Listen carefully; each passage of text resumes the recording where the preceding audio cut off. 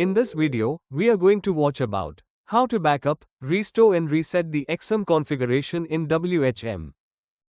Introduction. Exim is an open-source mail transfer agent (MTA) that receives, routes and delivers emails that cPanel and WHM includes. Mail transfer agents send and receive email messages to the server. Many of the exim configuration manager options involve Simple Mail Transfer Protocol (SMTP). Step 1. Log in to the WHM with root access. Step 2. Search the exim configuration manager module from the search bar. Step 3. To backup the current exim configuration, navigate to the Backup option and choose the appropriate option, then click on Run Backup.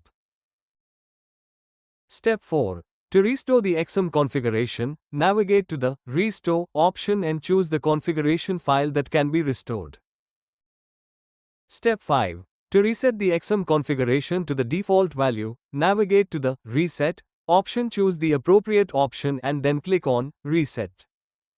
Conclusion. Managing your exim configuration in WHM is made simple with built-in options to backup, restore, and reset settings. It is recommended to backup your configuration before making changes and to use the restore feature if anything goes wrong.